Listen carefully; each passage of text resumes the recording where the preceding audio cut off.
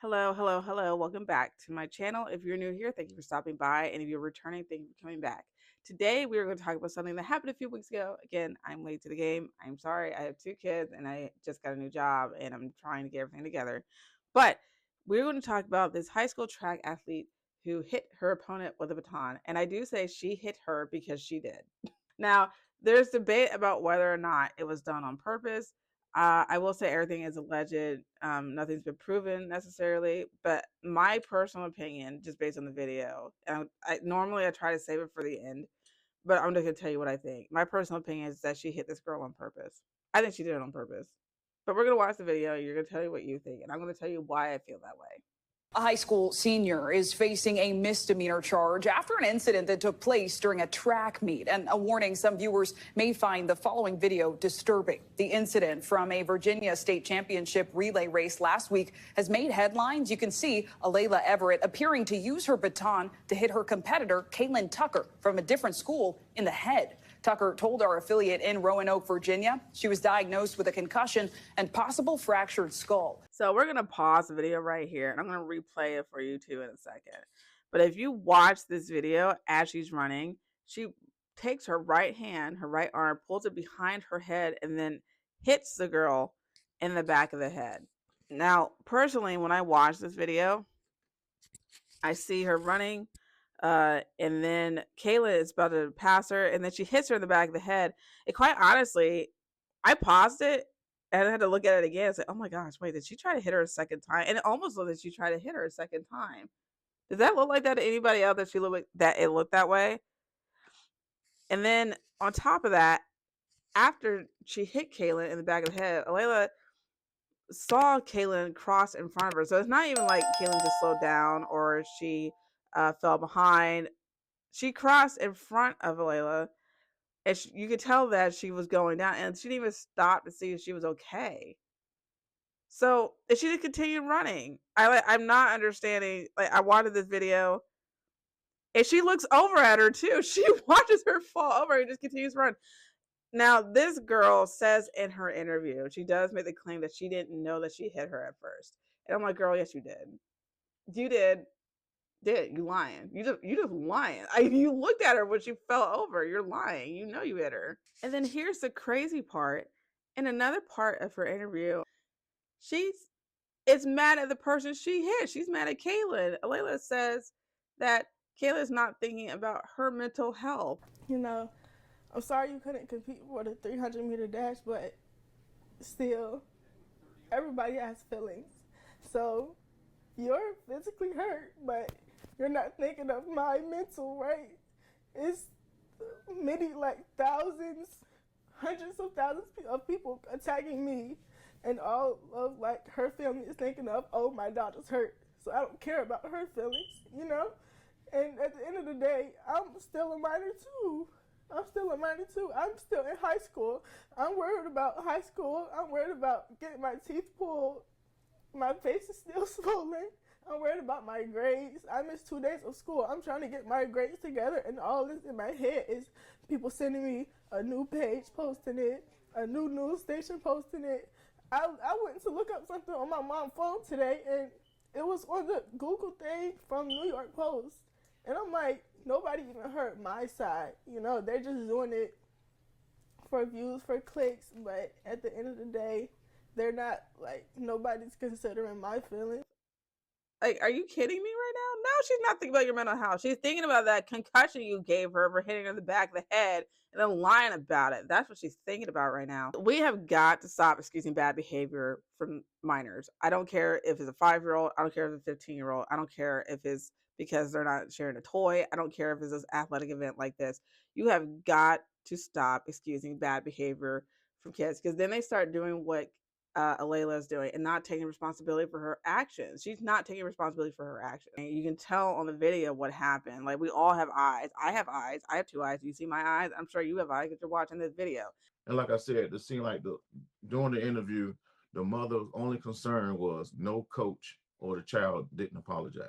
Right. I believe that's what fueled all this negative media attention, because she wanted my daughter to run over there in front of all these people that may jump on her because they feel like she attacked the other runner, That's not safe. That doesn't make sense. But she was stuck on somebody apologizing to her, which I already done.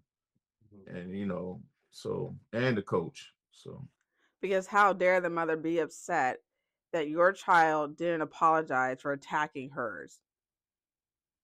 How dare she? The audacity, right? I don't have words for this. I'll post a full interview in the description if you want to watch it. It's about 40 minutes long. There were 2 interviews this girl did. One is about 40 minutes long with her parents, and another's like 12 minutes long. I'll see if I can find both of them, put them below. But I've mentioned before on this channel that I'm a teacher, or I was a teacher, and I'm trying to get out of education for personal reasons. One major issue that's with education, and God, I hope that I hope that there's a little bit of understanding in the comments about this. First, I loved teaching. I loved what I did. I loved the art of it. I loved making the lesson plan, and I loved my students. I really did. But there was a major issue with holding students accountable for anything that they did. It had not like for me, it was as a teacher because it's really all I really can hold you accountable for. I can really only hold you accountable for how you behave in my classroom, and for not, like turning in work, right? But there's just such a lack of accountability for kids these days, and I feel like this is the result of that. She hit that girl in the back of the head, and she's not taking any responsibility for it because her parents aren't making her. I was talking to my sister about this the other day because she's down here on spring break with her kids, and I was telling her about how I can't hold students accountable for their grades. And she's like, "What do you mean? Don't you grade their work and make it?" I was like, "I do." But a lot of schools, and every school that I've worked with has implemented this. In fact, I think there was a Florida teacher that got fired for it a few years ago. And I'll post that article. I won't talk about it too much. But I, as a teacher, for the majority of my career, was not allowed to give students less than a 50% on their report card, at least for first and third quarter. If you're wondering why that is, the answer is because so many kids were not turning in work and failing that it was starting to impact them being able to play sports, to do after school activities. Maybe they're doing too much, make it work at home. And so school districts have implemented this new policy where you can give them whatever grade you're going to give them throughout the year, but on that report card, because that's really all that matters in terms of credits. I taught high school in terms of credit. It has to be at least a 50% because your first and second quarter are averaged together for the first semester, and then your third and fourth quarter are averaged together for the second semester. And you have to be able to pass those with a passing grade in your state, whatever that is, to get that credit in order to graduate high school. If you don't pass, you don't get that credit. You have to retake that class. And so a lot of kids are on track to actually retaking classes.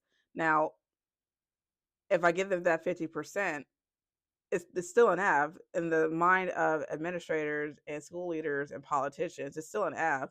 So there's no difference between a 0% and 50%, right? Well, there is a difference because let's say you get a 20%. That means second quarter, you had to get a higher grade in order to pass first semester, right? So there is a difference. There's a difference because if you didn't think there was a difference, like what does it matter if 50% is 0? It's still an F. Well, because it makes it harder to pass. So essentially, if you're confused, I know someone's wondering this because my sister asked me this. Yes, that means your child at the school districts I've taught at and other school districts, not even just in my state, this is across the nation in America. Your child could theoretically not turn in a single assignment first quarter and get a 50%. Yes, this is the thing. I have actually given a 50% to a student that had almost a 0% in my room. And before you ask me, well, how did they get a 0%? Did you not reach out to the parents? Look, we got the internet. I post work online. I post it on their gradebook. I call home. We have parent-teacher conferences. Those are virtual now too, so you don't have to walk in the building to come and talk to me. You just call me. You can show up to a parent-teacher conference. And then some school districts, mine didn't. I've not worked for one that did this, except for like during like the COVID year.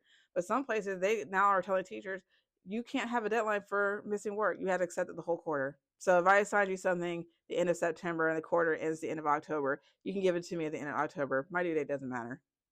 So don't come to me about responsibility and what I did about being responsible, what teachers should do to hold them responsible. We actually can't.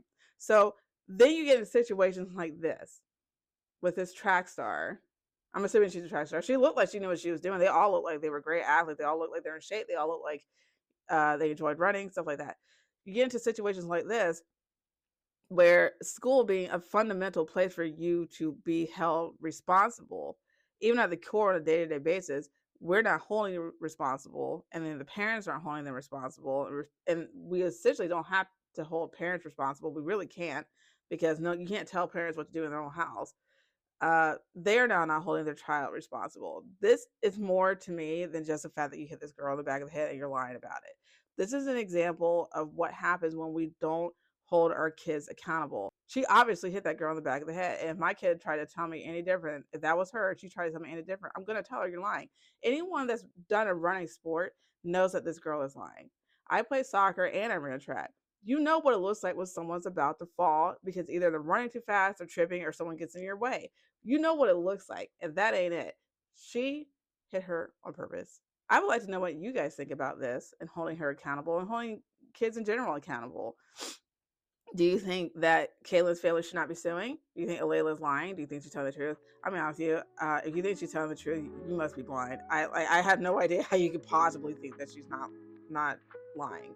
But leave a comment. I will read it, and I will see you in the next video.